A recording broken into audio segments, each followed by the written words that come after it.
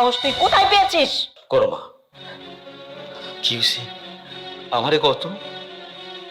কি হইব? তাই আমি আম্মার কাছে এসে কইতেছিলাম আজকে আমি কামটাম করতে পারতেছি না আম্মা। আজকে উল্টা করে ধাক্কা দিয়ে মাটিতে ফালাই দিছে।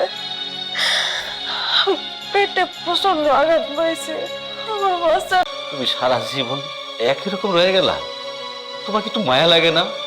আরে আমার জন্য মায়া না লাগতে পারে, পেটে ব্যথা করে শত কষ্ট পাওয়ার পরেও কিন্তু আমি আমার বউ এই সংসারে সব কাজ করি, কেন তোমাকে মন পাই না মা? দিয়েছি, খেতে দিয়েছি, এটাই তো সাত কপালের ভাগ্যি। কারণ তোর বাবা নিজেও তোকে পছন্দ করে না। আরে কোনো চাকর চাকরানের বাচ্চাকে বাড়ির মনিব কখনো পছন্দ করে, ভালোবাসে দেখেছিস কখনো? তোমার বাবা মা আসবে, আত্মীয় স্বজন আসবে, তোকে না কতবার করে বলেছি সকাল সকাল সবকিছু রান্না করে টেবিলে সাজিয়ে দিবি। তারপর আমি হলে তো তোর পেটে রক্ত মেরে বাচ্চা বের করে ফেলতাম। হ্যাঁ, আম্মা যা বলেছে একদম ঠিকই বলেছে। একটু পরে আমার বাপের বাড়ি বের করে দেন। হ্যাঁ, তুমি একদম ঠিক কথা বলছো। আরে এই কামনার বাচ্চা, তোর কি কোনো লজ্জা শরম নাই? তোর যে এত জ্বালায় তুইও কোনোদিন সোজা হবি না, এটা আমি বুঝতে গেছি। তারপর আমি কি করলাম, লাগছি তোর বউয়ের পিছে। তোর বউ অন্তঃসত্ত্বা প্রেগনেন্ট। ওরে সরকার, তোর কত বড় সাহস! তুই আমার ছেলের এর আগে একবার থাপ্পড় মারিছিস, আমি কিছু বলে নাই, তুই আমার মানে কেন? খাইতে দেই, এটার জন্য রাখি তোদেরকে। চুপ করো বাবা, আর একটা কথা কইবা না।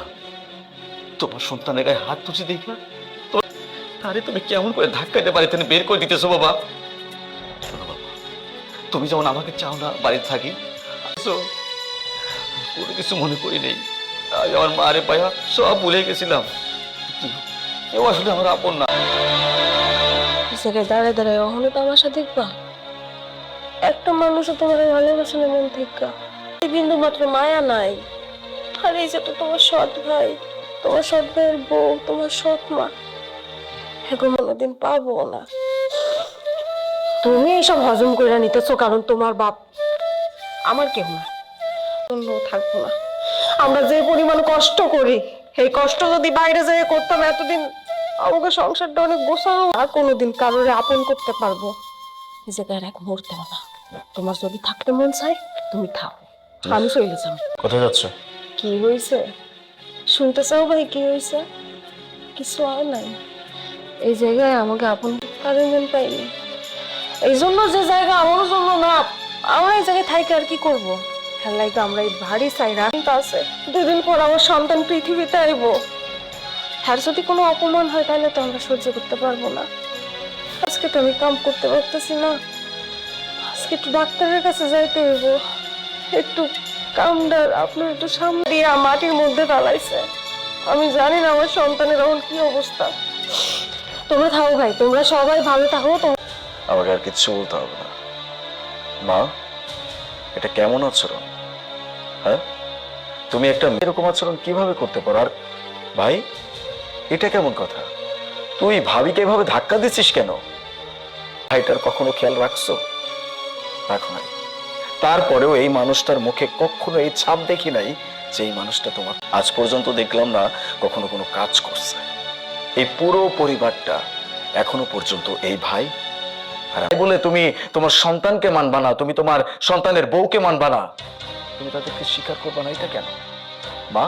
নাও নাই তুমি, তাই বলে এখন যে তার বউটা এরকম প্রেগনেন্ট একটা অবস্থায় আছে তার সাথে এমন আচরণ করতে হবে? এই বাড়ি থেকে বলতেছি, এই সংসারের জন্য ওরা দুইজন যা করে, আমরা যে তোমার আসল সন্তান, আমরাও সেটা করতে পারি। কিছু করতে পারছে না, তোমার জন্য করতে পারছে না, বাবার জন্য করতে পারছে। কোনো আফসোস নাই, সে তো তোমার গর্ভের সন্তান। তোমার এতটুকু টান নাই? তাকে বের করে দিচ্ছে, এমনকি তোমার বংশের যে প্রদীপ আসতেছে সেটাই হোক। তোমাদেরকে আসলে বলে কোনো লাভ নেই, আসলে তাদেরকেই বলা যায় যাদের বোঝার ক্ষমতা আছে। এইরকম মেন্টালিটির মানুষজন নাকি আমার পরিবারের মানুষজন, আমি তাদের পরিবারের একজন সদস্য। আলিফ মা দিয়েছে, আমার এখন ভাবতে অবাক লাগছে যে তুই আমার পেটের সন্তান হয়ে আমাদের সাথে এরকম ব্যবহার করছিস। ব্যাস মা, কাকে সৎ ভাই বলতেছো? তোমরা তাকে সৎ মনে করতে পারো, আমি কিন্তু কখনো সৎ মনে করি নাই। কারণ এই মানুষটা আমাদের জন্য যা করছে তোমরা ভুলে যাই। যত লাঞ্ছনা সবকিছু সহ্য করছে, তারপরেও এই বাড়িতেই পড়ে আছে শুধুমাত্র তোমাদের ভালোবাসার জন্য। তোমাদের কাছ থেকে একটু ভালোবাসা পাওয়ার জন্য ওদের প্রত্যেকের পাশে দাঁড়াইছে। আমি যতদিন পর্যন্ত ইনকাম করতে না শিখছি ততদিন পর্যন্ত এই মানুষটার সংসারটা চালাইছে। তাদের কি কি কখনো কথা শোনাই নাই, কিন্তু তোমরা এমন একটা সেকেন্ড নাই, একটা মুহূর্ত নাই যেই মুহূর্ত তাদেরকে কথা শোনানো তোমরা বাকি রাখছো। ছি, যাই হোক, এত কথা আমি বলতে চাচ্ছি না। এখন আমি যেটা বলবো সেটা সবাই কান খুলে শুনে নাও। এই যে মানুষটাকে আর তার বউকে এই বাড়ি থেকে বের করে দিচ্ছ, এই বাড়িটা তার। যদি এখানে কেউ থাকে তারা থাকে। তোমার বড় হয়ে কোনোদিনও তোমাকে স্বচ্ছ হয়ে দেখে নাই, কোনোদিনও তার মারে সৎ মা ভাবে নাই। ঠিক আছে, চলে যাও, তাহলে তো এইবারে আমাকে থাকার কোনো মানে হয় না। তোমরা কেউ কোথাও যাইবা না, এই বাড়ি যদি কোনো চাহিদা নেই, আমাকে শুধু একটাই চাহিদা। বিশ্বাস করেন না, সংসারে যত কাম আছে সব কাম আমরাই করবো। আমরা শুধু আমাকে নিজের সন্তান মনে করেন, আমাকে একটু আদর ভালোবাসা দেন, এতেই খুশি আমরা। ভাব, এখানে মনের দরকার আছে, সেটাই একটা মানুষের নাই। ওরা বোঝে না মন কি আর কোথায় থেকে ফিল করতে। মানুষগুলাকে বের করে দিতে চাইছো, সেই মানুষগুলো আবার তোমাদের এখানে থাকার জন্য সুপারিশ করতেছে। বাহ, এতটুকু বিবেক বোধ যদি থাকে। বুঝতে পারি নাই, আমি সবসময় ভাবছি যে তোমাদের দুইজনরে যদি আদর করি, ভালোবাসি, তাহলে কোনো এক সময় হয়তো বা করে দিবা, কারণ এই বাড়িটা তো তোমাদের। এই ভয়ে সবসময় তোমাদের সাথে খারাপ ব্যবহার করছি। হ্যাঁ, আমাকে মনে করি নাই। আপনি যে আপনার ভুলটা বুঝতে পারছেন, আমাকে যে সন্তান হিসেবে মাইনা নিছেন, এতেই আমরা অনেক খুশি। ছোটবেলা সন্তান হিসেবে মাইনা নিছেন, আমি এতেই খুশি। মা, ভাবছেন না? বৌমা, তুমি আর আমাদের লজ্জা দিও না।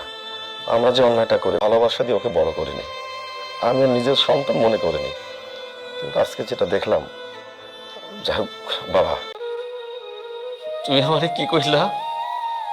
আমি তোমার বড় ছেলে বাবা। এ বাবা, আমার পাড়ারে যখন হারাইছি না, আমার অনেক কষ্ট হয়েছে, আমি সব বুঝি। কিন্তু এতগুলো বছর তোমাকে তোমাকে আদর পায় নাই, ভালোবাসা পায় নাই। আজকে আমার মা ওকে স্থান দিছো বাবা। তোমরা কোনো ভুল করো নাই, ভুল তো আমি করছি বাবা। আমি যদি কোনো ভুল করে থাকি আমার